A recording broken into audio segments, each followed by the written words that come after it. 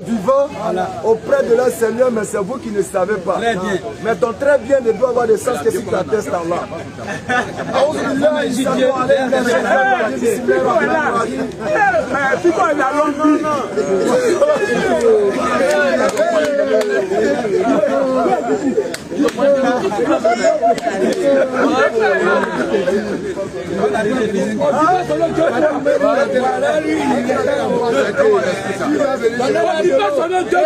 Ma fille, donne-moi de l'eau. Voilà. Regarde de l'eau. Je prends aussi. Voilà de l'eau, de l'eau. Regarde de l'eau. C'est moi qui paye l'eau. Pour les ablutions. Envoyez de l'eau, ma fille. Pour les ablutions. Quelle ablution? C'est frère peuple du jardin. Depuis que le Seigneur Jésus-Christ est monté sur la croix, il n'y a plus d'ablution à faire. On a compris. Il n'y a plus d'ablution à faire. Pardon. C'est pas parce que tu vas laver. C'est pas un problème de laver la bangala. Ça ne peut pas t'envoyer au ciel. Ah là, c'est dangereux. Où ça va là? Puis quoi, on a compris. La coupe à terre ou bien vous vous installez. On vient d'arriver même. Que la gloire de Dieu soit là. Lorsque Pico parle de laver l'appareil génital, Pico, faut laver. Hein? Faut laver. Je t'ai montré le verset là. Parce que. Mais ce que tu as montré sur TikTok là. Parce que. Tu vois, il faut être honnête. Hein.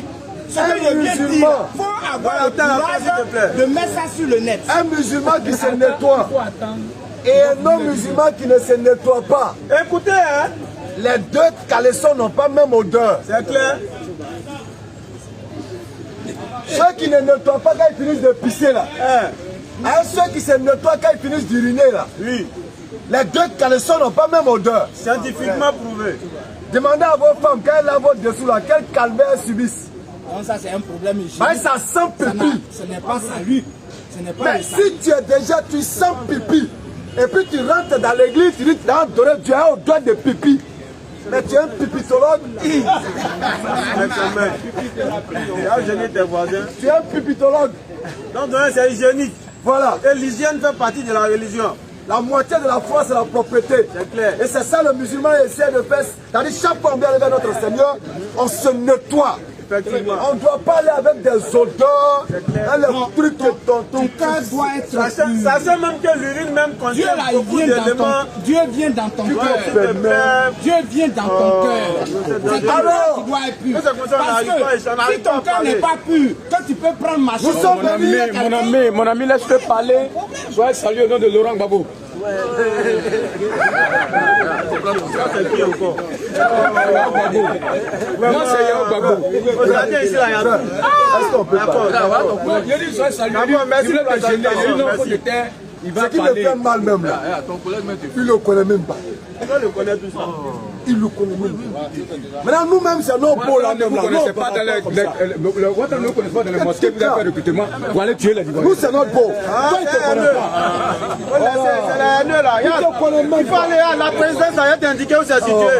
Il faut aller déverser ta haine là-bas. Nous là c'est notre beau. Il te connaît pas. C'est toi qui parles politique. Faut pas te chercher. Tu es là vieilli là, faut pas régler ça. Faut pas aller te chercher. Faut rester dans la politique. Laisse-le venir.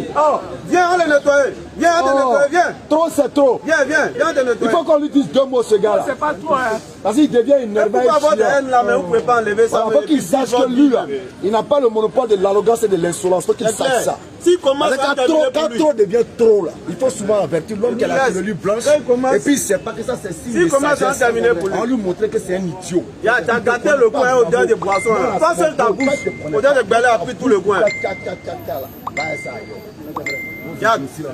Toi seul ta bouche. Alors, tu es là, tu le connais. Tu ne connais même pas, tu t'es brossé. Non, on le connaît. On a causé avec ta bouche, tu passes à tous les coins. Il ne faut même pas avoir de poisson. Alors, parce que tu veux de couteau pour un il a trop à mieux. Vous savez, quand souvent,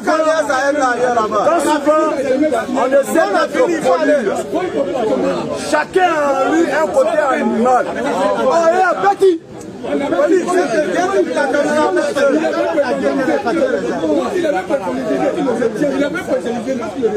avait préféré comme s'il peut te coller la terre pour partir. Non. Écoutez, les musulmans sont là. On est là pour propager la paix. Moi, frère. Mais quand il faut qu'on le mette à sa place. Il parle de tuerie. C'est un fichier politique. La politique là doit aller ça là-bas. Quand on respecte. Un fichier politique là, allez-y ailleurs là-bas. Nous on est dans les chaque fois. Vous avez fait évidemment la mosquée pour tuer les gens. On a aidé ça, on a brandi on n'a pas force. Moi, je peux dire que il faut quitter de l'hôtel de poisson, il n'a qu'à les laver sa bouche d'abord. Lui, c'est la capté pour l'hôtel de Bel Air. toujours c'est le même. Quand tu ne parles pas net là, les gens pensent que c'est net. Allons-y, il a déjà eu ce qu'il devait avoir. Tu as la chevelure blanche là, c'est le signe de la sagesse. Il a déjà eu ce qu'il devait avoir. C'est le signe de la sagesse. Faut être sage. Quand tu as les cheveux blancs là, c'est la sagesse. C'est le signe de la sagesse. Même ta tête, tu n'as pas encore eu. Alors, dans la vie, ce n'est pas parce que tu refuses de parler que tu as peur. C'est clair. Le silence est une force. Effectivement. Votre salle politique, vous êtes dedans là.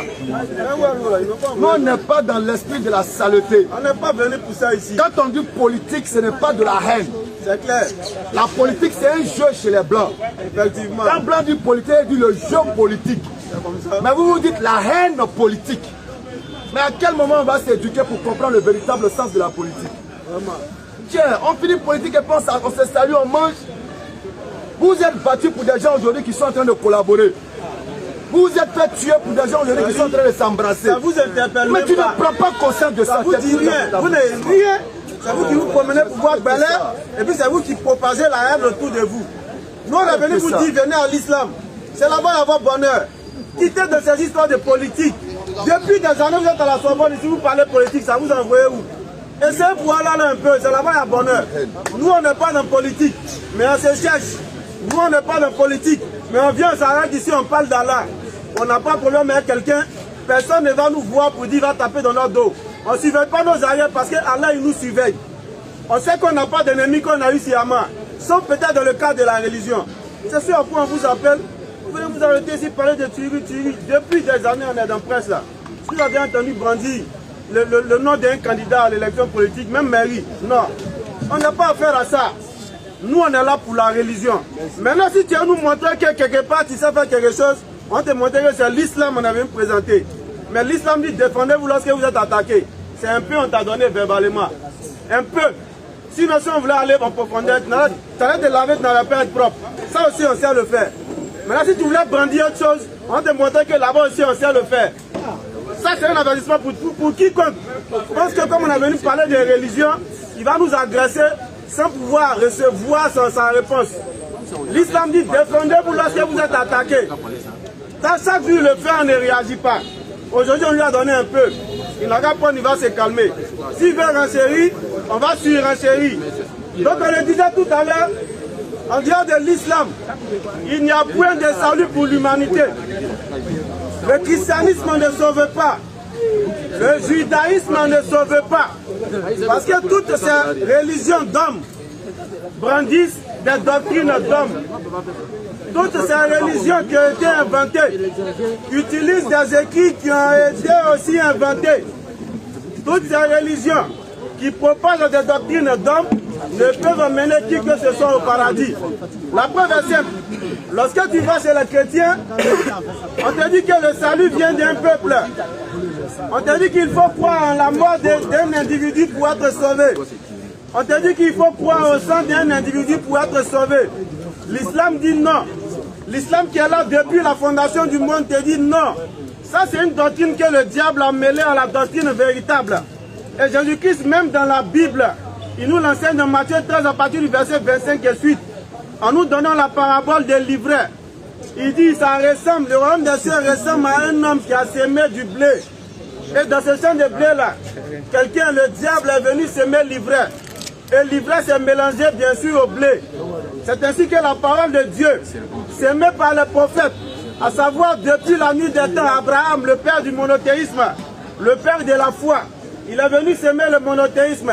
Mais après son départ, Ce monothéisme a été triphasé.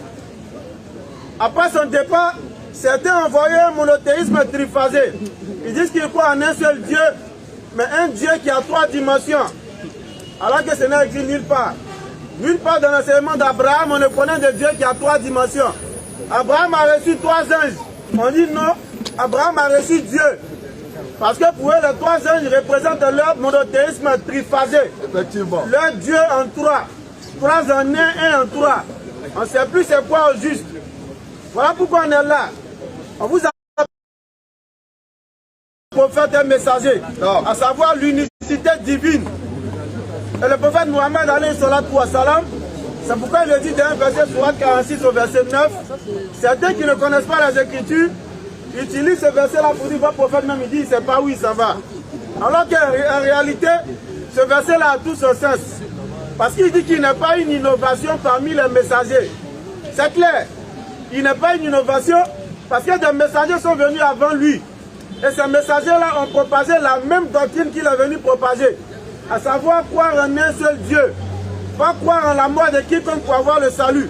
Pas espérer qu'un innocent soit tué pour pouvoir être sauvé. Pas espérer en faisant de mauvaises actions sans se repentir qu'à travers la croyance en la mort ou en le sang, on aura le salut. Non. Il est venu vous dire qu'il faut croire et accomplir de bonnes actions, à l'instar de l'enseignement de Jésus-Christ, à l'instar de l'enseignement des prophètes qui ont précédé Jésus-Christ lui-même. Voilà ce qu'on est venu vous enseigner. Non. Et voilà ce à quoi vous tous vous devez vous conformer. Pour ne pas vous retrouver dans certaines bassesses. Pour ne pas vous retrouver dans des efforts, que nous disons des efforts vains, des efforts inutiles. Parce que la sincérité n'est pas gage de vérité. Tu peux être sincère dans ta foi. Tu peux croire véritablement que toi, si tu crois en la mort de Jésus-Christ, tu vas avoir le paradis. Alors qu'en réalité, il n'en est rien. En réalité, Jésus-Christ n'a jamais enseigné l'obtention du paradis ou l'obtention de la vie éternelle à travers la croyance en sa mort. Nulle part dans la Bible, Jésus-Christ ne l'a enseigné. Mais il a écrit clairement dans la Bible qu'il a enseigné que pour aller au paradis, il faut croire en lui et il faut obéir au commandement. La croyance et l'accomplissement des bonnes actions. Donc on pourrait dire, mais Jésus-Christ il a dit de croire en Dieu. Bien sûr, il y a son prophète qui est venu l'annoncer et d'accomplir de bonnes actions. Moi je suis chrétien, je crois en Dieu, je crois en Jésus-Christ comme messager, comme nos frères témoins de Jéhovah le disent. Mais j'ai accompli de bonnes actions. Et si je meurs, est-ce que je ne vais pas avoir la vie éternelle? Nous disons non. Parce que Jésus-Christ il a dit clairement, s'il ne l'avait pas dit, nous t'aurions concédé cela. Mais il a été clair dans ses propos. Lorsque la femme cananéenne vient vers lui, il dit qu'il n'a été envoyé que pour les enfants d'Israël. Si Jésus-Christ n'avait pas dit ça, on aurait dit, ah, peut-être tu as raison. Mais il dit clairement, quiconque comprend français comprendra cette phrase-là. C'est une phrase à sens unique. Je n'ai été envoyé qu'aux brebis perdues de la maison d'Israël. S'il avait simplement dit, j'ai été envoyé aux enfants d'Israël, on pourrait dire, mais il a dit j'ai été envoyé, mais il n'a pas dit aussi qu'il n'a pas été envoyé vers d'autres peuples. Alors que justement dans cette phrase-là, les doubles sens vont, c'est-à-dire les doubles orientations vont dans le même sens. Première orientation, c'est l'affirmation. Deuxième orientation, c'est la négation. Qu'est-ce que Jésus-Christ affirme? J'ai été envoyé pour les enfants d'Israël. La négation vient où? Quand il dit je n'ai été envoyé qu'aux, c'est-à-dire il entend de nier tous les autres peuples. Effectivement. Il entend de nier tous les autres peuples qui vont se réclamer de lui. Voilà l'affirmation et la négation qu'il y a dans cette phrase. Je n'ai été envoyé. C'est-à-dire, en dehors de ce qui suit, tous les autres peuples, je les réunis. Alors, qu'est-ce qui suit? On dit les brebis perdues de la maison d'Israël. Alors, toi qui es ivoirien, toi qui te retrouves ici en Côte d'Ivoire, tu n'as aucune gêne parmi les enfants de Jacob. Toi, tu cherches quoi dans salut en Jésus-Christ? Alors que lui-même, il dit qu'il est là seulement pour les descendants de Jacob, à savoir les 12 tribus de la maison d'Israël. Et il va encore le confirmer en parlant de la fin des temps de Matthieu 19, verset 27 à 28, lorsque Pierre va prendre la parole. Il dit quoi? Logiquement, cette parole-là, ce verset ou ces deux versets que je vais suivre, que je vais faire suivre, pardon, ça doit dissuader quiconque espérant avoir le salut en Jésus-Christ de se mettre dans cette posture-là. Parce que Pierre vient poser la question à Jésus-Christ. Il dit, Maître, voici, nous avons tout quitté et nous t'avons suivi. Quand sera-t-il pour nous? Voilà la question que tout chrétien qui adore Jésus-Christ ou qui cherche le salut en Jésus-Christ doit se poser. Non. Mais quand sera-t-il pour toi qui pense avoir tout quitté ou qui dit avoir tout quitté pour suivre Jésus-Christ? Préparez vos questions. Quand sera-t-il donc pour toi? Alors Jésus-Christ il donne la réponse. Écoutez bien. Il dit en vérité, je vous le dis. Quand Jésus-Christ il ajoute en vérité, je vous le dis. Sachant qu'il ne ment pas. Ça veut dire que ce qui suit là, c'est fondamental. Il dit en vérité, je vous le dis. Au renouvellement de toutes choses. Ça veut dire lorsque nous serons tous morts et que nous serons renouvelés, ressuscités. Il dit lorsque le Fils de l'homme, lui, le Fils de l'homme et non le Fils de Dieu, comme certains le brandissent, sera assis sur le trône de sa gloire. Il dit, vous qui m'avez suivi, serez également assis sur 12 trônes. Mais pourquoi Jésus-Christ il précise 12 trônes? Il dit encore pour juger les 12 tribus d'Israël. Ça veut dire qu'en dehors de ces tribus-là, en dehors des 12 tribus d'Israël, il n'y a pas de peuple qui a le salut en Jésus-Christ. Mais est-ce que Jésus-Christ nous a laissé orphelins? Est-ce qu'il n'a pas donné une orientation à ceux qui l'ont suivi pour donner à ceux qui vont les suivre? Si. Lorsqu'on lit dans le livre de Jean, Jésus-Christ il dit clairement dans Jean 14, au verset 15 à 16, il dit si vous m'aimez, pardon, gardez mes commandements. Ça déjà c'est déjà fondamental. Si vous aimez Jésus-Christ, gardez les commandements de Jésus-Christ. N'allez pas faire ce que Jésus-Christ n'a pas dit. N'allez pas inventer ce que Jésus-Christ n'a pas dit. N'allez pas chercher des choses que vous allez coller sur le dos de Jésus-Christ. Si et seulement si vous l'aimez. C'est la condition qu'il a donnée. Condition sine qua non. Si vous m'aimez, gardez mes commandements. Et moi, lorsque vous allez garder mes commandements à travers l'amour que vous avez pour moi, il dit je prierai le Père. Ici là, tout le christianisme est tombé. Parce que il dit je prierai le Père. Ceux qui disent qu'il est Dieu là, il est en train de vous dire qu'il n'est pas Dieu. Parce que Dieu ne peut pas prier quelqu'un qui est supérieur à lui. Parce que nul n'est supérieur à Dieu. Dieu il est le suprême, il est supérieur à tout. Dieu ne prie pas quelqu'un. Mais Jésus dit, je prierai le Père, c'est-à-dire il va prier l'être supérieur à lui. C'est-à-dire son Dieu, son créateur, celui qui l'a envoyé. Maintenant il va prier le Père pour faire quoi? Il dit, il vous donnera un autre consolateur qui va demeurer éternellement avec vous. Il y a tout dedans. Je prierai le Père, il vous donnera un autre consolateur. Question intelligente à travers l'étude de ce petit texte. Pourquoi Jésus-Christ dit un autre consolateur? Cela signifie que lui-même il est un consolateur. Exact. Ou bien il y a un consolateur ailleurs. On dit non, c'est lui-même qui est consolateur. Parce que lorsque Jésus-Christ est né, dans Luc 2, verset 21 et suite, lorsqu'on l'envoie au temple pour se faire circoncis, on dit il y avait un gars on appelait Siméon. On dit il était rempli du Saint-Esprit. On dit lui il attendait la consolation d'Israël. Pas la consolation du monde. Pas la consolation d'un autre peuple. Mais il attendait la consolation d'Israël pour pouvoir mourir en paix. Exact. Et lorsqu'on envoie Jésus-Christ pour se faire circoncis dans le temple, Siméon il prend Jésus-Christ. Il s'adresse maintenant à Dieu. On dit il est rempli du Saint-Esprit. Hein? On vient sur l'autre part tout à l'heure. Je précise, il est rempli du Saint-Esprit. Et c'est pourquoi il dit ça. Vous allez comprendre tout à l'heure. Il s'adresse maintenant à Dieu. Il dit Dieu, Père, Maître. Il dit ton serviteur peut s'en aller en paix. Car mes yeux, ont vu ton salut. Salut que tu as réservé pour ces peuples. Etc. etc. Jusqu'à dire la consolation d'Israël. Donc Jésus-Christ était bien sûr la consolation d'Israël. Ça je l'ai dit dans Luc 2, verset 21. Si vous pouvez le lire. Verset 26 et suite. Alors Jésus-Christ c'est la première consolation ici dans ce verset. Quand il parle d'une autre consolation ou d'un autre consolateur qui va demeurer éternellement, ça veut dire qu'il est en train d'annoncer deux choses. Un, il est en train d'annoncer qu'après lui, il y a quelqu'un qui vient, quelqu'un qui est similaire à lui. Similaire dans quel sens? C'est un être humain. Il est venu annoncer le message. Donc celui qui devait venir, soit aussi un être humain qui est venu aussi annoncer le message. Et non un esprit. Parce que s'il devait parler d'un esprit, il n'allait pas utiliser les mêmes termes pour se comparer à lui. Il dit un autre consolateur. Maintenant, je l'ai dit, il est venu annoncer qu'après lui, il y a quelqu'un qui doit venir. Ça, c'est un. Mais deux, il est venu annoncer que celui qui doit venir là, c'est le dernier. Pourquoi il dit ça? il dit qu'il demeurera éternellement avec vous. Si après celui-là, il y a un autre qui devait venir, il allait s'abstenir de parler d'éternellement. Il allait dire simplement qu'il va demeurer avec vous. Lui aussi, avant de partir, il allait annoncer aussi quelqu'un qui vient. Jusqu'à ce qu'à la fin, il allait dire, bon, lui qui vient, c'est lui qui reste avec vous éternellement. Mais il précise bien, un autre consolateur, ça veut dire qu'après lui, il y a un successeur. Il dit qu'il va demeurer éternellement. Ça veut dire qu'après cet autre consolateur, il n'y aura personne d'autre qui viendra. Encore dans un 14, dans un 15 et dans un 16, il donne d'autres critères de ce consolateur-là.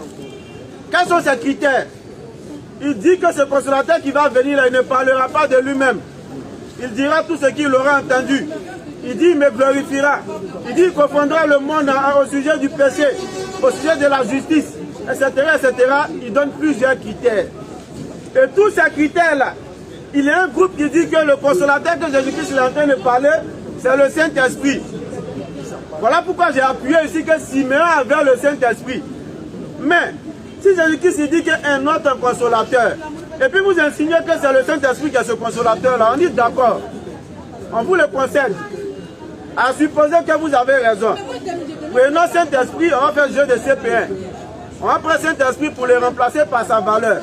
Si consolateur égale Saint-Esprit, cela revient à dire que on peut remplacer Saint-Esprit par consolateur dans la phrase. Exact. Donc on prend la phrase de Jean 14, verset 16.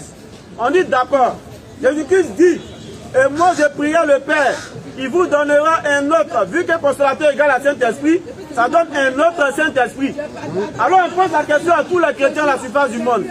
Il y a combien de Saint-Esprit? Il va dire il y a un. Question, réflexion. Même Nado, si tu lui demandes il y a combien de Saint-Esprit, il va dire il y a un. Oui. Pour le moment, tu as trop concentré là. Il fallait que tu te déranges un peu. Il a concentré quand il regarde. Il fallait que tu te déranges un peu. Donc même Nado, si on lui demande, il va dire il y a un seul Saint-Esprit. Nado ne va jamais vous dire qu'il y a deux Saint-Esprits. Parce que dire qu'il y a deux Saint-Esprits, on dit selon la Bible que c'est un péché impardonnable.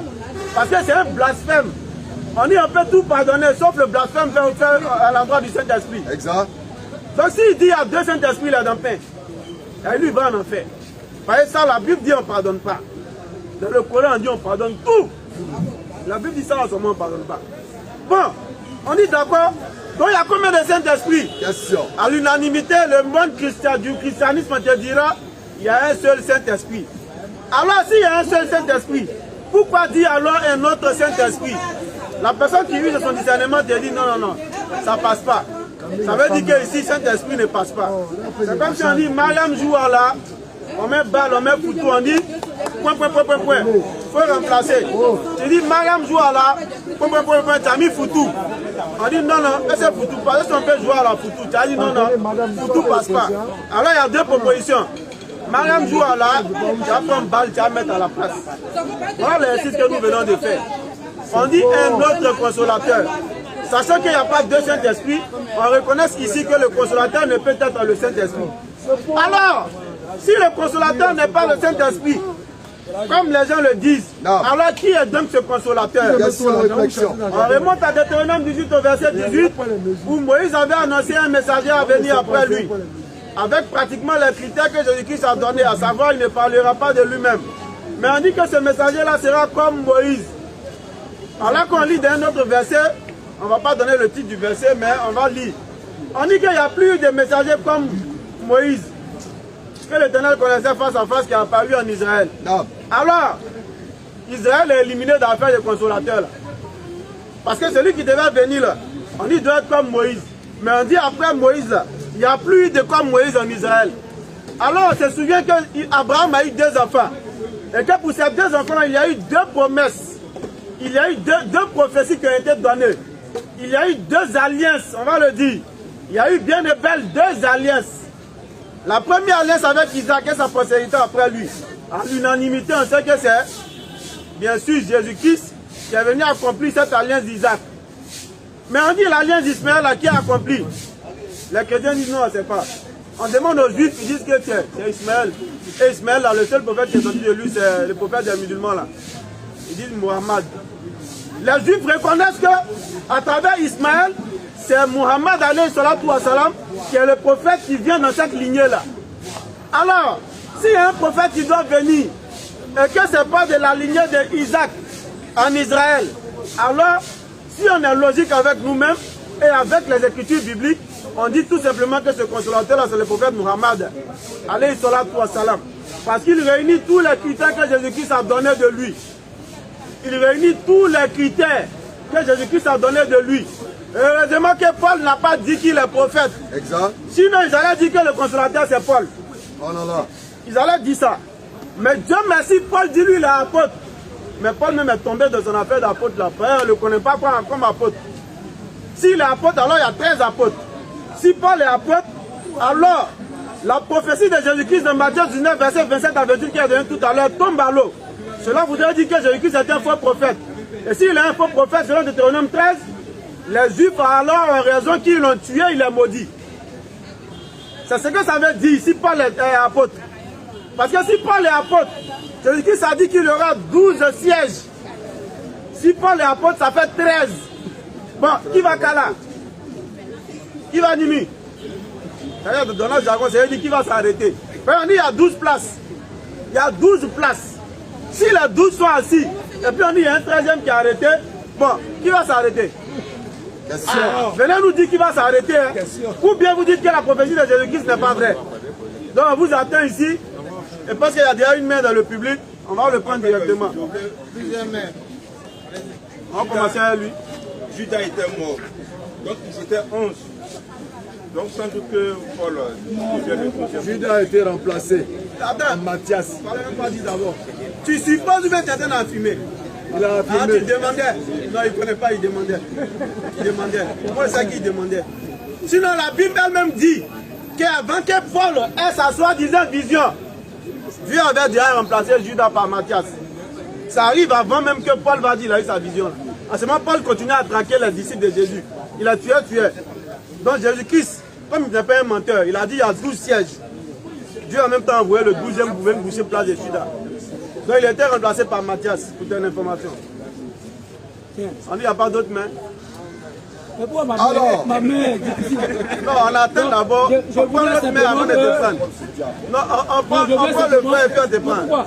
Non, il a levé sa main avant toi. avant que Dimitri ne se passe en écoute. Alors, comme il a si bien planté le décor, toutes les questions seront les bienvenues. Nous sommes à votre écoute. Mais avant, il faut savoir que de la Genèse à l'Apocalypse, il n'y a jamais eu d'ange déchu dans la Bible qui serait Satan. Ça n'existe pas. C'est juste une imagination. Vous avez entendu dire oui, Satan est un ange déchu. Oui, il dit ça. Ça n'existe pas dans la Bible. Il n'y a aucun passage biblique qui atteste que Satan est un ange déchu. C'est pourquoi, rapidement, en 2-3 minutes, on va vous montrer qu'il y a un véritable problème pour ceux qui gardent cette foi-là. Adam et Ève, écoutez, auraient été tentés par le Satan. Jamais dans la Bible, Satan n'a tenté Adam et Ève. Ah, voilà un enseignement qui a donné. C'est un serpent. Écoutez fort. Et le serpent dont il est question, ce n'est pas un être humain. Ah, c'est un animal. C'est clair. C'est un animal. C'est pas l'homme. Nous allons lire. Genèse chapitre 3, le verset 1er. Le serpent était le plus rusé de tous les animaux. De tous les animaux. Est-ce que Satan était déjà entré dans le serpent pour qu'il soit rusé? Ou bien il était toujours serpent, mais il était qualifié de rusé? Satan n'a jamais tenté Ève dans la Bible, ni Adam. C'est serpent. Si tu dis c'est faux, voilà la Bible. Tu ouvres et puis tu nous montres. Le serpent était le plus rusé de tous les animaux des champs. C'est clair, c'est écrit ici. Que l'Éternel Dieu avait fait. C'est-à-dire Dieu a créé le serpent étant rusé parmi tous les animaux. Satan n'est pas un animal. Peut-être là doit nous dire Satan animal. Je t'attends avec le verset d'Apocalypse 12. C'est là-bas il y a te broyer. Et est la première bataille de l'humanité. Écoutez, le premier sentiment de déstabilisation d'un État a été fait au ciel selon la Bible. écoutez. C'est-à-dire celui qu'on appelle maintenant Satan, qu'ils vont confondre avec le serpent qui a tenté Adam et Ève, a essayé de déstabiliser Dieu. Merci, sois béni. Donc le premier sentiment de pouvoir faire une déstabilisation d'une position, machin, c'est d'abord au ciel. Un coup d'état satanique. Je vais donner à tout le monde. Si vous voulez, un coup d'état satanisé. Effectivement. Satan a tenté de destituer Dieu et les anges de Dieu ont combattu à un Satan. On est dans quoi même? C'est Mougli, c'est quoi? Un coup d'état on est dans quoi? Ah, c'est Mougli même. Ah, les gars, on est dans quoi? C'est vrai Mougli là. C'est-à-dire Satan et les anges sont en train de se battre. Et puis Dieu assis. Ne le laissez pas. Hein. Et puis Satan, il dira, coup d'état, il va annuler Dieu. Un peu comme dans les films grecs qu'on nous montre. On dit qu'ils ont fait coup d'état sur Dieu. Si Dieu se peut enlever, l'autre veut prendre sa place. Ouais. C'est à ça vous croyez. Coup d'état diabolisé. Vous satamatisez. Hein? Parle. Faut pas croire qu'on croit ce que tu dis. Non. Alors, Faut pas croire que tout ce que tu dis là, on croit. il n'y a pas eu de Satan qui a tenté Ève et puis Adam. C'est ce qui était dit. C'est serpent. Et on attend les gens pour venir nous contredire. C'est serpent. Nous on ment et puis on s'arrête. On dit qu'il était le plus rusé des animaux. Des animaux. Si vous dites que vous allez nous montrer à quel moment Satan a pris possession de ce serpent-là. C'est clair. Vous allez nous montrer le passage biblique. Alors nous sommes à vos questionnaires. Dans le permet. C'était le frère. Ah oui, c'est Dimitri. Non, on te prend. Non, on te prend le frère. Comme on sait que pour moi, on prend les autres. Tu vas m'expliquer tout à l'heure. Nano, c'était un bon footballeur, on dirait. Oui. Bonsoir monsieur, bonsoir. Bonsoir Dimitri. Ouais, il veut me comprendre quelque chose. C'est-à-dire, si on veut atteindre notre démarche, moi je ne suis pas religieux, je suis pas... Ouais, on sait. Voilà. Atteindre notre démarche, j'ai comme l'impression que dans notre démarche, quel sera le sort des chrétiens? Quel sera le sort de ceux qui disent qu'ils sont chrétiens? Quel sera votre sort? Jésus lui-même essaie de répondre dans Matthieu chapitre 7 à partir du verset 21. Ceux qui me disent Seigneur, Seigneur n'entreront pas tous dans le royaume de Dieu, sauf celui qui fait la volonté de mon Père. Mais les chrétiens font la volonté de qui en réalité? Question et réflexion. Ils disent faire la volonté de Dieu qui serait le Père. Alors que Jésus invite à faire la volonté de celui-là même qui est le Père. Tu vois qu'il y a une nuance, C'est clair. il y a une ambiguïté. Voilà ça. Eux, ils voient en Jésus le Père, le Dieu suprême. Donc, ils disent qu'ils font la volonté du Dieu qui est Jésus. Alors que Jésus les invite à faire la volonté de celui-là même de qui lui il est venu et puis il fait lui aussi sa volonté. C'est clair. C'est pourquoi dans Jean 17, il dit vers mon Dieu qui est votre Dieu, vers mon Père qui est votre Père. Donc, le sort des chrétiens est vraiment christique. C'est clair. Donc c'est l'occasion pour eux de revoir leur cheminement. C'est pourquoi on vient leur proposer l'islam. C'est pourquoi on ouvre la voie au dialogue, sans haine, sans animosité. La force aux argumentaires et non aux muscles. La force à l'intelligence et au discernement, non à l'idiotie. C'est clair. Voilà la réalité. Donc le sort des chrétiens là, ils n'ont qu'à demander au 13e apôtre que Jésus ne connaît pas. Il y a 12 trônes. 13e là, Jésus ne connaît pas. Ah, on a parlé, hein, 13e là, venez nous dire qui va faire là. C'est qui a s'arrêté là-bas là, venez nous dire. Prochaine question, oui frère, rapidement, on doit prendre le doyen Nado.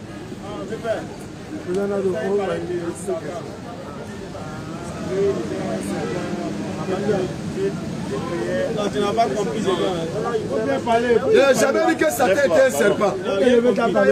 J'ai dit c'est un serpent selon la Bible qui a tenté Adam et Ève. C'est pas Satan. C'est ce qu'il a dit.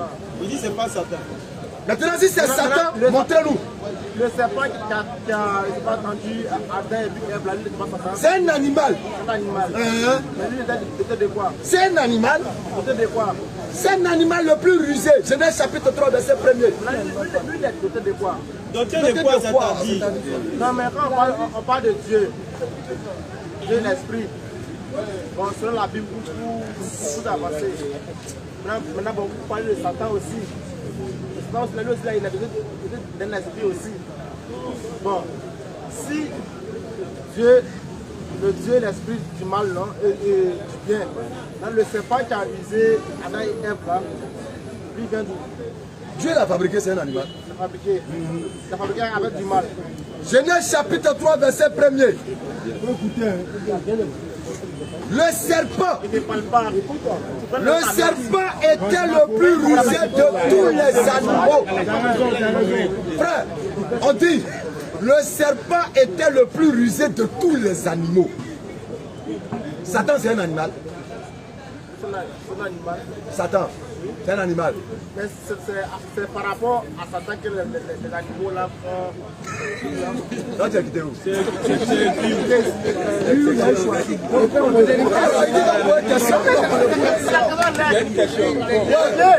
vous revenez à toi, on fait des anciens.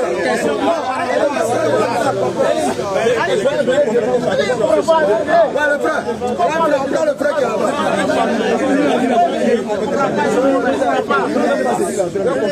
On revient. Ouais, le frère. Nous sommes à vous. Quelle est votre question? On n'entend pas. La vérité là, c'est pas le petit cola.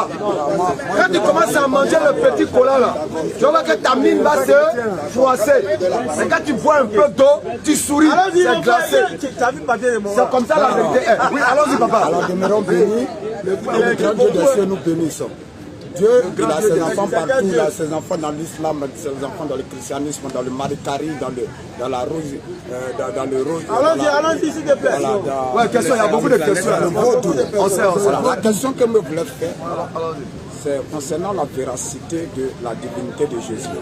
D'abord, on va prendre Jean 14, du verset 6 au verset 10. Celui qui m'a vu a vu le Père. Voilà, celui qui m'a vu a vu le Père. Non, on va lire. Tout le monde va. Vas-y, il faut lire. Parce qu'il ne faut pas redire. Il faut lire comme tu as une Bible en main, vas-y. Jean 14, lecture. La Bible qui est notre absolu nous dit comme ça en Jean 14, du verset 6 au verset 6. Et donc je commence par le verset 6. Jésus lui dit, je suis le chemin, la vérité et la vie. Nul ne vient au Père que par moi. Et si vous me connaissez, vous connaîtrez aussi mon Père. Allons-y. Et dès maintenant, vous le connaissez. Vous le connaissez et vous l'avez vu. Exact. C'est Jésus qui est en face de nous. On dit Amen. Voilà. De son auditoire. Et Philippe, on lui dit, Seigneur, montre-nous le Père. Et cela nous suffit. Jésus lui dit, il y a si longtemps que je suis avec vous et tu ne m'as pas connu. Exact. Philippe, celui qui a vu le Père m'a vu. Comment dis-tu, montre-nous le Père? Ne crois-tu pas que je suis dans le Père et que le Père est en moi? Exact. Les paroles que je vous dis, je ne les dis pas de moi-même. Et le Père qui demeure en moi, c'est lui qui fait les œuvres. Exact. Très belle lecture, très bon verset. Maintenant on t'écoute. Alors la Bible est notre absolu, la Bible est la vérité. Écoutez maintenant, écoutez ce que qui nous enseigne sur le Père. La Bible est la lumière qui nous éclaire sur tout. Voyez-vous, Dieu a créé les hommes. Frère, et la question, non, c'est pas ça dit ça la véracité de la divinité de Christ. Ça veut dire que Jésus parce que ces paroles qui sont sorties du bout de ses lèvres, qui ont été relatées dans la Bible, mais nous confirment clairement Que Jésus est Dieu. Que Jésus est Dieu. D'accord. Okay. Le Père et moi, nous sommes un. Oui. Celui qui m'a vu a vu le Père. Voilà. Maintenant, il veut savoir. Et puis, voilà. Thématique habituelle. Est-ce que quand on attrape Jésus comme ça, on a attrapé Dieu? Question et réflexion. Alors, Jésus, le corps de Jésus, dans le temps, n'était pas Dieu lui-même. Quand j'attrape Jésus comme ça, est-ce qu'il a attrapé Dieu? C'est ce que je dis. Dans le temps, Jésus est monté, ça fait Je 2022 veux ans. savoir. Oui. Quand j'attrape Jésus comme ça, est-ce que j'ai attrapé Dieu? Mon ami, Non, là, ça va terminer, Nando. tu n'as pas attrapé Dieu parce que c'est Voilà. Dieu qui est voilé en Jésus. Ok, donc je n'ai pas attrapé Dieu. Oui. J'ai attrapé Jésus. Oui. Maintenant, j'ai attrapé Jésus, là. Oui. Maintenant, Dieu, il est où? Que la personne lui-même de Dieu. Dieu est où? Est-ce que moi je suis en train de te faire Jésus est dans la main, Dieu est où? Jésus est voilé.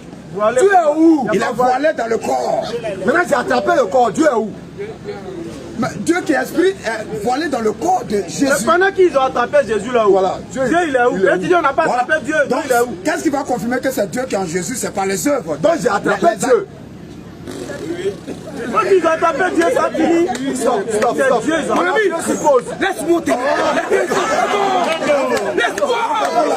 Vous me laissez tout ça.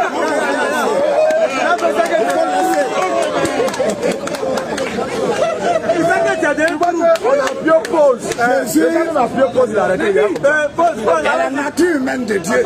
Ok, donc voilà Jésus dans ma main. Dieu est où? Tu as attrapé Jésus. Dieu est où? Tu ne peux pas attraper Dieu Dieu est où? est esprit. Il est où? Dans la nature est Donc esprit. Dieu est où? C'est ça que te dit, Dieu il est dans Jésus. Voilà. Bien. Maintenant pour te confirmer que c'est Dieu qui est en Jésus, Voilà. il sera ressuscité le troisième On jour. n'est pas encore allé là-bas. Champion, laisse-moi. Laisse-moi ça. Mon frère, Laisse-moi ça. mon frère. Laisse-moi ça. Oui, il a très Laisse-moi ça. Laisse-moi ça. Pardon. Saint-Esprit. Laisse-moi ça.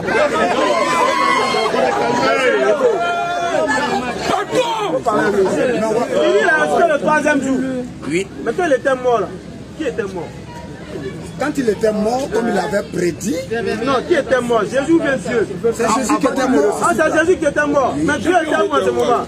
Champion, laisse-moi ça. C'est la même question. Hein? Laisse-moi ça. Il continue plus le débat. Il continue plus le débat. Laisse-moi ça, il continue plus le débat.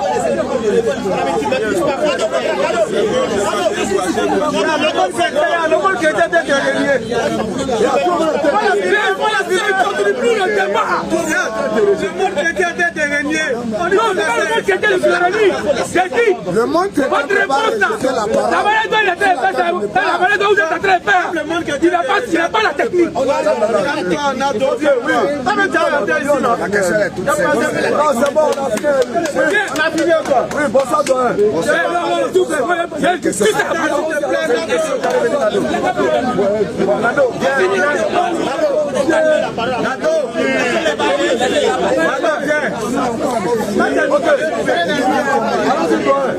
C'est ma question est simple. Tout à l'heure, vous avez fait la comptabilité des sièges jusqu'à ce que vous dites que Saint-Paul et Paul a eu le 13e siège. Exact. Et que ce serait de mentir. On a dit il n'y a pas de 13e siège. Il n'y a pas de 13e siège, donc pourquoi est-ce que vient Ça dit Paul là. cette proclamation de apôtre? Ça non, justement. Et moi je voulais qu'on regarde dans Google pour savoir au moins qu'est-ce que veut dire apôtre. Parce que lorsqu'on connaîtra ce que c'est que apôtre, on comprendrait que effectivement ce que Jésus a dit c'est que 12 apôtres et non 13 comme vous faites la comptabilité. La définition du mot apôtre. La définition du mot apôtre. Non, je dirais, quand vous avez le matériel, quand on regarde ensemble, et puis vous avez Google. Mais dans Google ou alors dans le dictionnaire, vous allez voir ce que c'est qu'apôtre, c'est tout. Un apôtre, c'est un compagnon qui l'a choisi. C'est un C'est un compagnon qui disciple l'a. qui a été choisi par le prophète. Très bien. Donc Paul n'a pas été choisi selon vous. Jamais de la vie. Ça raconte à Damas. On répète encore ce qu'on a dit. Oui. On dit que Paul venait là, il y avait déjà 12 apôtres. Donc il vient en tant que... Il vient en tant que... Quel lien? Quand il venait, il n'était pas Quand apôtre. il venait, il y avait 12. Vous avez dit qu'il a été choisi. Pour être Non, apôtre. non, non. Non, c'est ce que tu viens de dire. Non, non, La définition dit que. Non, pour être. L'autre qui sort de la bouche de celui-là. Il est là. Placé. On a jamais dit ça. En vain, je suis là. Je répète ce qu'il a dit. Oui. Il a dit avant que Paul n'arrive là, il y avait déjà une prophétie de Jésus-Christ qui parlait de 12 sièges. Oui. Alors qu'avant que Paul n'arrive, il y avait déjà 12 apôtres. Oui. Donc quand Paul vient là, qui se lève et puis s'assoit? Ou bien Paul il s'assoit où? Voilà la question qu'on a posée. Je ne sais pas si c'est assez clair pour vous. Tout à fait. Quand Paul vient là, il y a déjà 12 apôtres. Jésus-Christ a parlé de 12 sièges. Donc on dit Paul il s'assoit où? Voilà la question qu'on a posée. Maintenant, montrez-nous que quand Paul venait, il n'y avait pas 12 apôtres. Si c'est ça, peut-être on va vous suivre. Voilà. Là, c'est la qualification que vous donnez, l'attribution que vous donnez. Moi, je dis, Paul dit qu'il la définition d'un apôtre, un apôtre, c'est un disciple choisi par le prophète. Définition religieuse. Voilà, justement. Oui, choisi par le prophète. Oui. Et selon vous, Paul n'a pas été choisi. Je répète encore ce que j'ai dit. Je dis, lorsque Paul recevait, oui. Je répète ce qu'il a dit, chacun va discerner. Lorsque Paul recevait, ou lorsque Paul avait sa soi-disant entre griffes vision, une vision même dont le témoignage est contradictoire dans la Bible. La même vision, il dit, il a eu là. Dans Actes de l'apôtre 9, Actes de l'apôtre 22, Actes 9, 7, 22, 9 là. C'est contradictoire. La Bible, c'est le livre qui est le plus contradictoire au monde. Attends, je vais dire quelque chose rapidement. J'ai posé la question à tout le monde. J'ai vu seule la vision et les hommes qui étaient avec moi saisis d'une grande frayeur et ils prirent la fuite pour se cacher. Je restais seul et je vis cette grande vision. Les forces me manquaient. J'ai entendu le son de ces paroles et comme j'entendais le son de ces paroles, je tombais frappé d'étourdissement, la face contre la terre. Qui a dit ça? Qui parle ici? C'est la confession de Paul. C'est sa confession. Nico, c'est qui? Qui parle ici? Moi, ma question. Non, je dis qui parle ici? Ma question là. Ok. Donc, Qui est l'alpha et l'oméga? Il dit que il est Paul. alpha et oméga. Est-ce que vous savez Tu vas répondre. que le verset que je viens de lire, c'est pas Paul? Qui a fait cette confession-là? Tu vois, non? Ah, c'est loin, hein? Je relis. C'est loin des Paul. Non. J'ai vu seule la vision. Les hommes qui étaient avec moi ne la vit point. Je répète encore, qui a dit cette parole-là? Qui a dit cette parole-là? Vous avez dit Paul. Oh, je suis dans le livre de Daniel. Daniel. Si vous ne croyez pas, Moi, je n'ai pas dit non. je suis dans le livre de Daniel. Oui, je ne te donne pas. Alors, Donc c'est quand il vous dit dire quoi? Le 13e trône, Jésus ne connaît pas le 13e trône. Lorsque vous prenez la rencontre de Paul avec ce qu'il dit être Jésus là, il y a contradiction. À Damas là. Oui, il ne met. Vous ne pouvez pas dire On va lire, comme on est pris on par lit le temps. rapidement, on ne veut pas lire, mais normalement tous ceux qui nous suivent, Je vais laisser. on va lire. Il faut lire Esaïe. Alors, Paul est contradictoire dans sa rencontre avec Jésus. Rien n'atteste qu'il a croisé Jésus. Rien. C'est pourquoi Paul est le plus grand contestateur de l'enseignement de Jésus. La première personne à contester Jésus s'appelle Paul. Alors, donc, voici ça. Vous gagnerez à suivre la religion et la foi du Christ, qui n'était rien d'autre que de faire la volonté de Dieu en toute soumission et humilité. C'est clair. Et c'est ce qu'on appelle l'islam. Et pour ajouter à ce que mon frère a dit, vous prenez notre analyse là. La pertinence de notre analyse se situe où? Appeler les gens à réfléchir. C'est tout. Jésus-Christ dit, avant de partir, ça a eu dans l'une de ses dernières prophéties, ça a eu la prophétie qui concerne la fin des temps, le jour du jugement. C'est-à-dire, nous appelons Jésus. Il dit clairement qu'il y aura 12 trônes pour juger les 12 tribus. Or, pourquoi je donne la définition d'un apôtre, c'est un disciple que le prophète lui-même il choisit. C'est dans la Bible, Luc 6, 12. Jésus-Christ passe toute la nuit à prier, et lorsqu'il vient le matin, il désigne maintenant les 12. Il dit, vous serez mes apôtres. C'est après une nuit de prière qu'il vient désigner ces personnes-là. Ça veut dire qu'il y avait déjà des disciples, mais parmi les disciples, il a passé la nuit à prier. Il vient après cette nuit de prière-là désigner 12 parmi eux. C'est lui qui choisit ses apôtres. Maintenant, quand Paul vient là, il y a déjà 12 apôtres. Donc la question qu'on se pose là, mais attends, s'il y a déjà 12 personnes, il y a 12 tonnes, soit la Bible nous dit qu'il y a un qui a se levé, ou bien il y a un qui ne sera plus apôtre, et puis Paul va prendre sa place. Sinon, on reconnaît qu'il y a 13 apôtres. Mais s'il y a 13 apôtres, alors que Jésus-Christ parle de 12, il ment. Maintenant, comment savoir qui ment? Je viens. Comment savoir qui ment? On va dans les différents témoignages de la vision même que Paul dit avoir eu. Regarde, elle est contradictoire. Lui seul, comme on le dit chez nous, il a deux bouches. Selon vous tout à l'heure, Ok. Allons-y. mais quand, par exemple, Judas s'était exclu de ces 12 dont vous parlez, D'accord. Celui qui le remplaçait là, c'est Dieu qui l'a imposé. Justement, C'est Dieu oui. qui l'a choisi. Oui. C'est ce qu'il fallait demander. C'est oui, frère. C'est sous l'inspiration du Saint-Esprit qu'ils vont choisir un qui s'appelle Matthias. Ils vont choisir. Voilà la Bible qui l'impose. L'inspiration du Saint-Esprit, là, c'est quoi? Attends, s'il te plaît, mon frère. C'est comme vous avez dit, c'est le français en parle. S'il te plaît, avant de partir là, Jésus-Christ, il confie son église à qui avant de partir? Si vous connaissez la Bible. Il a dit à Pierre, sur cette pierre je bâtirai. Maintenant, qui est parmi ceux qui doivent choisir Matthias, qui est parmi eux? Si Pierre est là, alors que c'est à lui. Pierre a dit discuter un Paul. Pierre a dit discuter un Paul dans la repage. Si tu es d'accord que Pierre est celui qui a la clé de l'église, est-ce que Pierre a discuté un Paul? On l'a dit. Ah, Ça, on appelle le toit. Quand on nettoie ici, ça joue. Ça, on appelle toi, jamais nettoyé. Bon, on a fini à lui. Y a-t-il une autre question? Non, c'est moi. C'est le doyen maintenant, c'est le doyen. Il y a pas de question. Donc, Puis comme non. Il nous dit, il nous il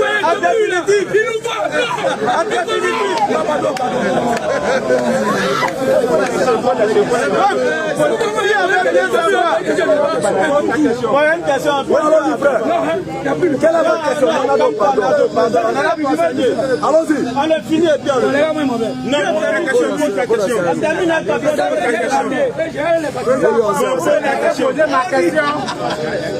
Alors, vite, s'il te plaît. Non, pardon, apprends-lui là, il est nouveau. Ce que je voulais savoir, il y avait un frère qui était ici qui a lu dessus un passage de la Bible là. Il a dit comme ça que Celui qui m'a vu. celui qui m'a vu a vu le Père. Et ce que je fais, ce n'est pas moi qui fais, mais c'est le Père qui fait. Maintenant, vous avez demandé que si on attrape Jésus, Est-ce qu'on l'a attrapé aussi Dieu? on a attrapé Dieu. Maintenant, ce que moi je voulais savoir, Jésus, d'abord, hein, Jésus d'abord, quand le Saint-Esprit est venu voir Marie, il dit que tu vas conçu du Saint-Esprit. Et celui que tu vas conçu, tu donneras le nom de Jésus. Elle a conçu. Il était conçu dans le ventre de Marie et il est venu à naissance. D'accord. Hein? Ils ont donné le nom de Jésus. D'accord. Et Siméon. Siméon, le vieux, Dieu a dit qu'il y avait l'Esprit Saint. D'accord. Dieu a dit tu ne mourras point tant que tu Tu n'as pas vu le salut. D'accord. Le salut. Ce salut-là, Lève la voix et quelle est la question? celui-là était, le bébé qui était dans la main était Jésus. Quelle est la question? Pardon? Quelle est la question? Non, les deux d'accord. Toi, allez vite. Tu as vu qu'on avait prendre des gens, on a laissé pour te prendre, non? Allons-y, quelle est la question? Maintenant, ce bébé qui était dans la main, il avait le nom de Jésus, puisque c'est sa mère avec sa mère qui avait présenté l'enfant. Maintenant, c'est comment je vais savoir. Si vous dites que si on attrapait Jésus, on attrapait Dieu, sachant très bien que l'enfant qui est venu présenter est le salut. Donc, mais attends, s'il te plaît. Non, tu as dit beaucoup de choses. C'est pas le salut, il a dit. Il y a même dans le verset là, il n'a pas dit le salut. Il dit que mes yeux ont vu ton salut. Non, tu as dit qu'il n'allait pas mourir s'il n'a pas vu le salut. C'est pas ce qu'il a dit. Si. Lisez-moi le verset. Il a dit ça, il n'a pas vu le sauveur. On n'a pas dit le salut. C'est le salut. Tant que tu n'as pas vu le salut, le sauveur dit le salut. Tu peux laisser ton serviteur aller en plein car mes yeux ont vu ton salut. Maintenant, c'est comment il fait. Si vous dites que... Non, j'ai dit. Maintenant, moi, il va la question. Le verset que tu parles là. Luc 2, il faut prendre Luc 2, verset 25. Moi, c'est la question même. La question là, si vous dites que si vous attrapez Jésus, on attrape Dieu, moi je veux savoir, puisque l'enfant qui était Jésus, donc ils attrapaient le salut aussi, c'est ce que moi je veux savoir. Mais la question même n'a pas de sens même. Est-ce qu'il doit attraper? Très bien. C'est quoi le salut? C'est quoi le salut? Le salut s'obtient. Pardon. Ils sont nerveux sur eux-mêmes. Je te demande pardon. Mais pardon, pardon. Si tu poses une question, on dit viens ici, tu dis tu ne viens pas. Pardon. Pardon. Ne te fais pas derrière. Parce qu'ici on a des êtres humains. Les êtres humains, ils sont ordonnés. Et un même qui réfléchit, qui n'est pas un animal là. Quand on dit il y a un autre qui est établi là, ici cet ordre là. L'autre qui est établi ici là. On dit c'est ici, on s'arrête pour poser. Même le doyen qui s'est déplacé. Il s'est déplacé, il dit ok, pardon, c'est fini. Et c'est la discussion les gars. Non, on avance. Mais pardon.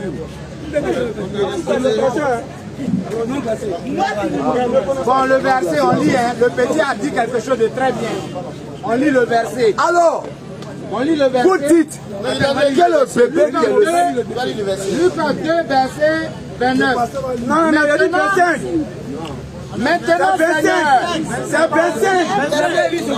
Lucas 2, 29. C'est 25. Bon, c'est bon, moi-même, il a dit. Il a commencé au 25. Non, c'est là-bas le verset, c'est tout. Pourquoi vous voulez aller prendre un verset qui est là-bas?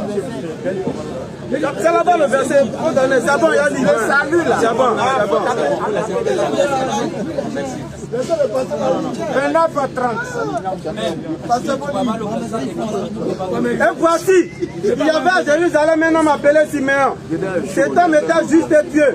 Il attendait la consolation. C'est pas écrit salut, c'est ce qui est dit. On dit consolation d'Israël. C'est ce qui est écrit.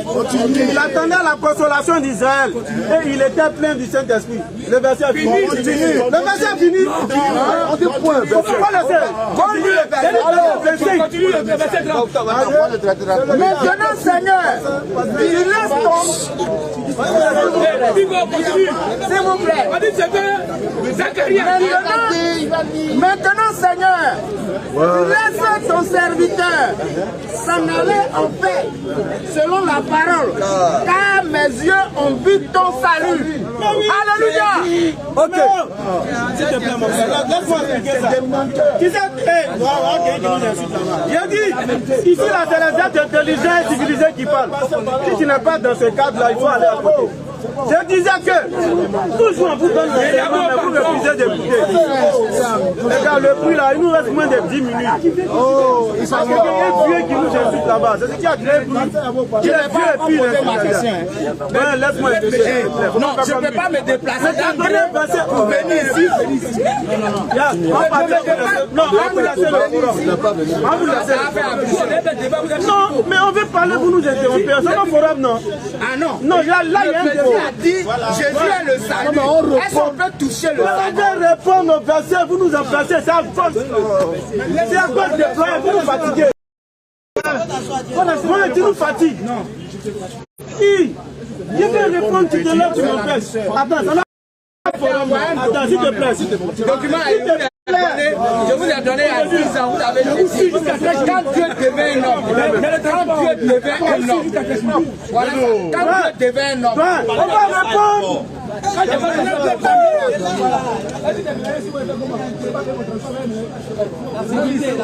C'est pas la faute. C'est pas la faute.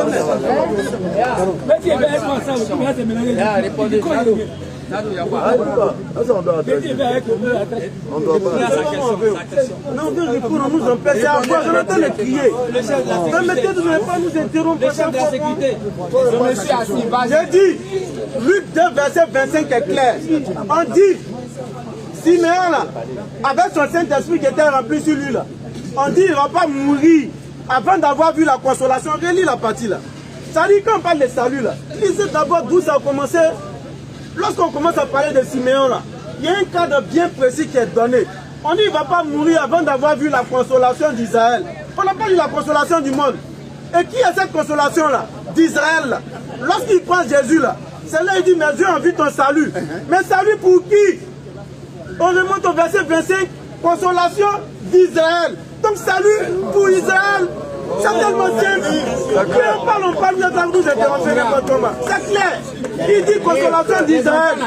Donc salut pour qui? Salut pour Israël. C'est clair. Allons-y. Oui, pas ta question maintenant, allons-y.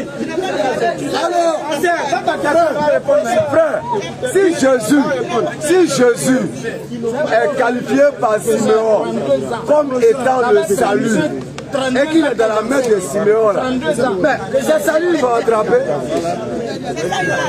C'est le salut qu'il a attrapé comme ça. Oui. Jésus représente le salut. Donc c'est le salut qui est dans sa main comme ça. Le Père en moi. Oui. Et que vous voyez Jésus. Pourquoi aussi bon, excusez-moi du terme, mais pourquoi vous n'acceptez pas que c'est Jésus qui est Dieu, non. Et que vous acceptez que c'est le salut. C'est vous qui refusez de comprendre. Tu as dit le Père est en Jésus, non? Le Père est en Jésus, non? Nous là, on veut comprendre. Comme le Père est en Jésus là, si j'attrape Jésus comme ça là, est-ce que j'ai attrapé aussi Dieu? C'est la question qu'on a posée. Oui, non? Tu as attrapé Dieu. Étant, écoute-moi, je vais expliquer. Puisque tu as dit que si tu as attrapé le petit Jésus, c'est que tu as attrapé le salut. Voilà. Si il est dans ta logique, voilà. c'est qu'il a attrapé Dieu. Donc quel est dans la chair, Dieu, dans la chair, j'ai compris tout ça là. L'esprit là, c'est en lui, non? Alors, donc j'ai attrapé le corps là, mais l'esprit dans ma main, non? L'esprit n'est pas de ta main. Mais sans l'esprit là, il a attrapé le corps comment? Pardon? Comment le corps va s'arrêter et puis elle a attrapé sans l'âme et l'esprit? Maintenant, là, tu peux attraper l'esprit. Le petit Jésus qui est attrapé, t'as attrapé le salut là comment? Est-ce que le salut c'est un être? Le salut c'est un être. Le salut c'est un être. Comment? Il est comment? Il est représenté. C'est-à-dire Moïse là. Quand Dieu envoie un prophète, c'est pour sauver le peuple. Quand Dieu envoie un prophète, c'est pour sauver le peuple. Donc, il envoie le salut vers le peuple. Alors, le salut est représenté par un prophète. Donc, Jésus étant prophète, il représente le salut selon Siméon. Selon Siméon. Voilà. C'est-à-dire celui qui va permettre aux enfants d'Israël de recevoir la grâce divine là. C'est lui, il est là. Donc il symbolise cette grâce-là. Ok? Mais ça ne veut pas dire que la grâce, c'est une nature qui est à l'intérieur de lui, esprit. Non. Maintenant, tu dis que l'Esprit de Dieu est dans le corps de Jésus. Nous, on peut comprendre. Est-ce que quand on attrape Jésus comme ça, là, Dieu aussi est dans notre main? Mais bien sûr, voilà. Il y a quel problème? C'est tout. Il y a quel problème? Donc Dieu est dans notre main, n'est-ce pas?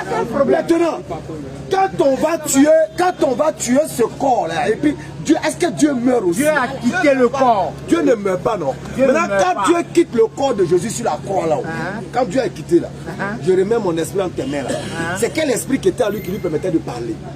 Bien sûr. Non. Je reprends quoi? Moi, tu as un esprit. Tu sèmes le désordre. En toute sincérité, tu sèmes le désordre. Non.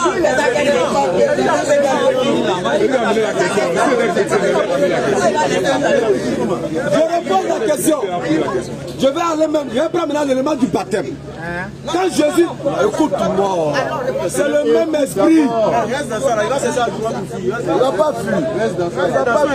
C'est le même esprit, il ne va pas fuir. Quelqu'un qui dit, réponds à la question. Quand Jésus marche pour venir au baptême de Jean-Baptiste, il vient avec l'esprit de Dieu en lui, non? Oui. Quand Jésus marche pour venir au baptême de Jean-Baptiste, il n'avait pas encore l'esprit de Dieu en lui. Merci, sois béni. Puis qu'on dit il avait, parenthèse. Maintenant, c'est quel esprit qui était en Jésus quand il venait vers Jean-Baptiste? Quand il venait vers Jean-Baptiste, il n'avait pas d'esprit en lui. Non, c'est quel... Quand tu m'as demandé, il n'avait pas l'esprit de Dieu en lui. Il n'avait pas l'esprit de Dieu en lui. Mais il vivait comment? Pardon? Il vivait comment?